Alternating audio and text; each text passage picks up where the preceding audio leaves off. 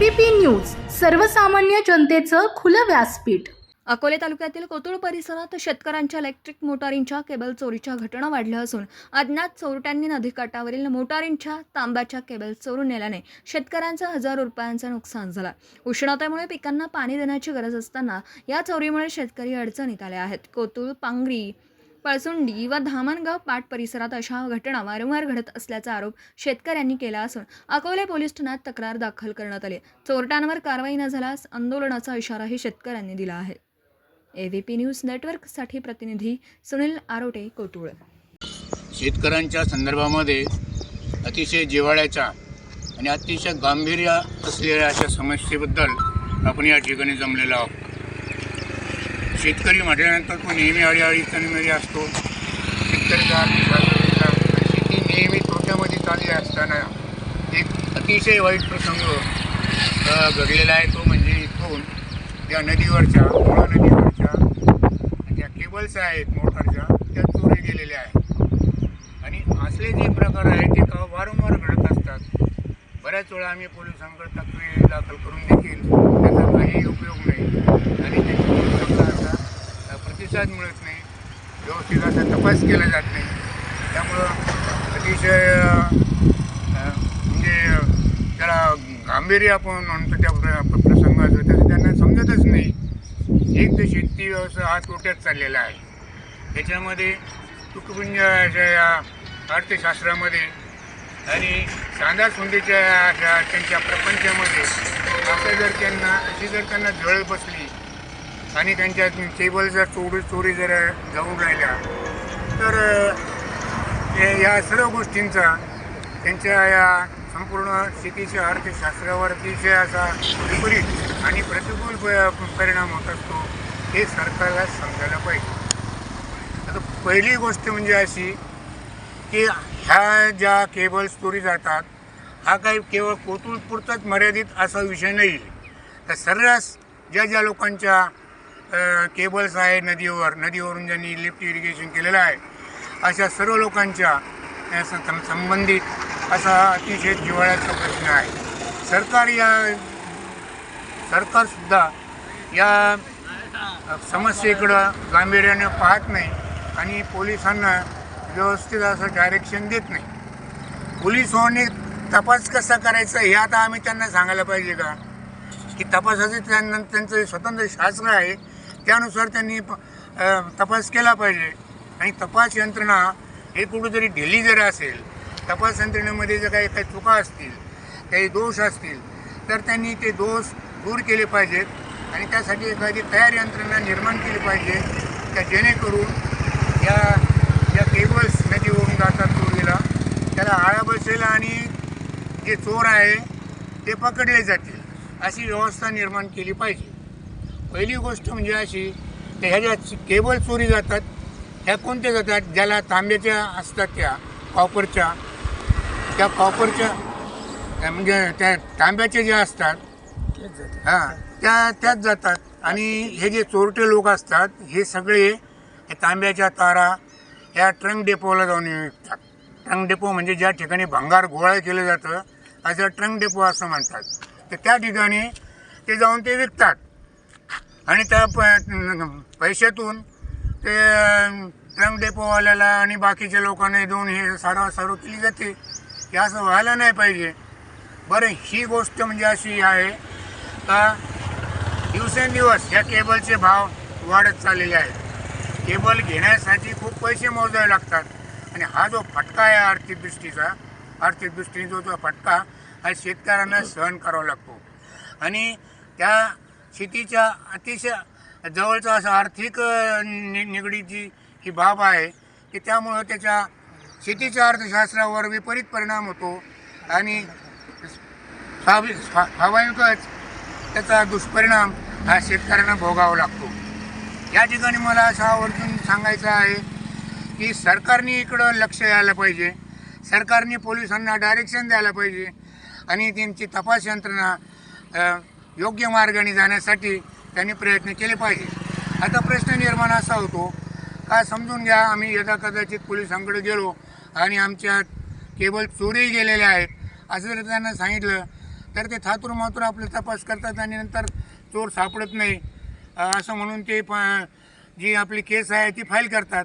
जसं पहिलं चोरीची केस म्हणजे BNS 303 आणि 305 यानुसार अतिशय गंभीर असा गुन्हा आहे आणि याकडे पोलीस लोक डोळे झाकून राहतात आणि शेतकऱ्यांचा विचार करत नाही.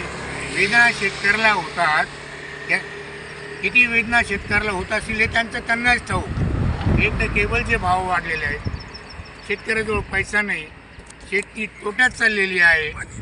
अशी सगळी अवस्था असताना त्या केबल चोरी जाणे हा अतिशय भयानक प्रकार आहे.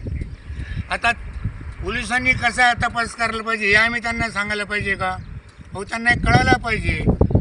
त्यांनी काय करायला पाहिजे की ज्या लोकांनी त्यांच्याकडे कंप्लेंट्स केलेल्या आहेत त्याला विश्वासात घेऊन माझ्या कानामध्ये तुला कोणाचं वयम आहे, कोणाबद्दल शंका आहे हे सांग आणि अशा पद्धतीने तो तपासाचं डायरेक्शन, तपासाची दिशा त्यांनी घेतली पाहिजे. पण तो प्रत्येक तसा होताना दिसत नाही.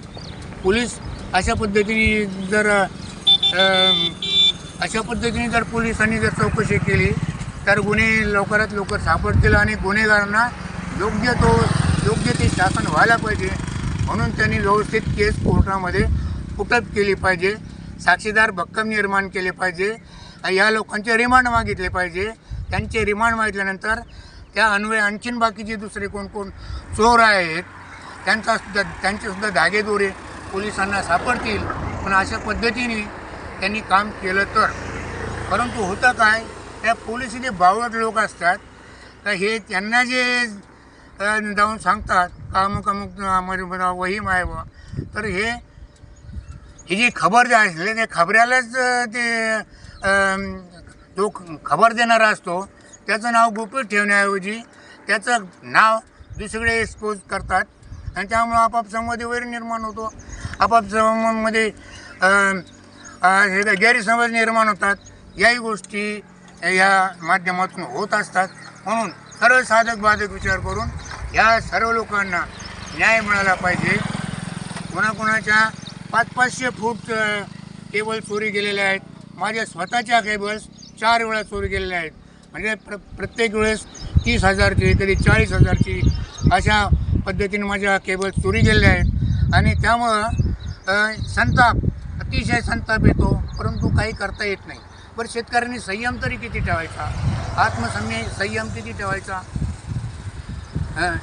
सबुरी किती ठेवायची, त्यालाही काहीतरी मर्यादा आहेत ना. आता या मर्यादा आम्ही ओलांडून आता हे सहनशक्तीच्या पलीकडे या सर्व गोष्टी चाललेल्या आहेत. आणि म्हणून या गोष्टीचा निकाल आणि पोलिसांनी जर केबल चोरीच्या संदर्भामध्ये कडक कारवाई जरी इथून पुढे जर केल्या नाही तर आम्ही धडक मोर्चा जिल्हा पातळीवर कलेक्टर ऑफिसमध्ये आणि त्याचप्रमाणे DSP ऑफिसकडे सुद्धा जाणार आहोत. आणि ही चळवळ जी आहे ती मोठी करण्याचा प्रयत्न करणार आहोत. राज्य पातळीवर देखील ही आमची चळवळ नेणार आहोत. मुख्यमंत्री महोदयांनी या संदर्भामध्ये काही केलं आहे का, काही तयार संरक्षण यंत्रणा या ठिकाणी आहे का, ही असायला पाहिजे. आता ठिकठिकाणी जर तुम्ही म्हणता त्याप्रमाणे CCTV कॅमेरे जर बसवायचे जर ठरले तर हे सर्व खर्चिक काम आहे. आणि खर्चिक जरी असलं तरी ते CCTV कॅमेरे ते त्या ठिकाणी ठेवतील का? तर त्या CCTV कॅमेऱ्यासाठी रात्रभर शेतकऱ्यांनी राखण राहायचं का? या सर्व गुंतागुंतीचे प्रश्न आहेत आणि याला काहीतरी व्यवस्थित तोडगा काढला पाहिजे.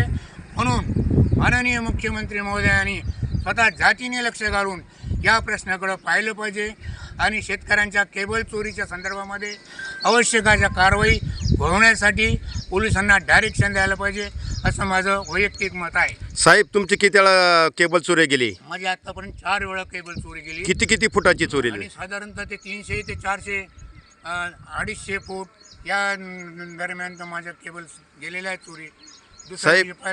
साहेब ती केबल कॉपरची होती का अल्युमिनियमची होती? नाही, ही कॉपरची होती. तांब्याची होती. साहेब ती मग कॉपरची जी तांब्याची चोरी जाते आणि अल्युमिनियमची चोरी जात नाही, कारण काय असतं की जी तांब्याची जी केबल असते तिचा भाव जास्त असतो, ती महाग असते. म्हणून तांब्याचे केबल्स त्या चोरून नेतात आणि त्याद्वारे त्यांना पैसे मिळतात.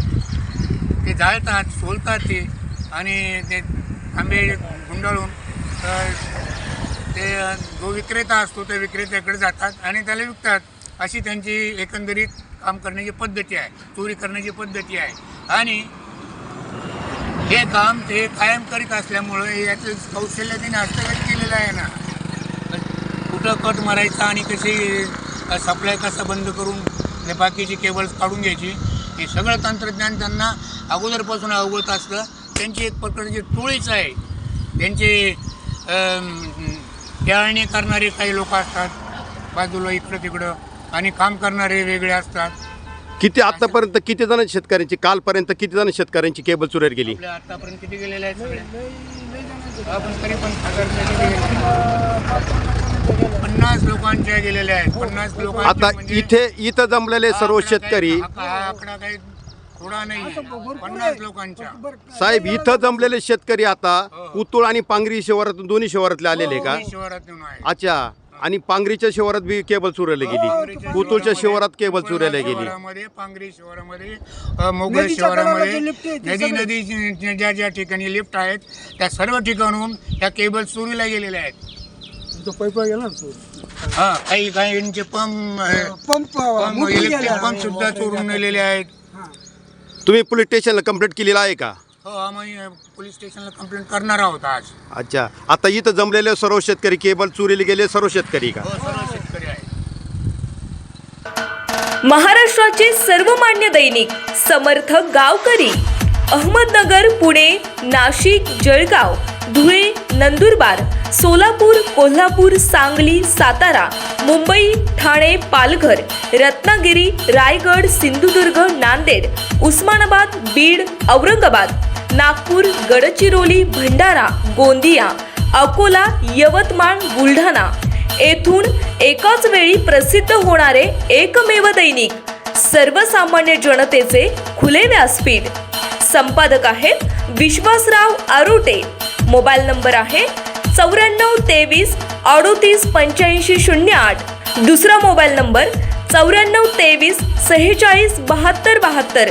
तिसरा मोबाईल नंबर 75 88 15 0001. वेबसाईट आहे sgavkari.com. मेल आय डी आहे akl gavkari@gmail.com.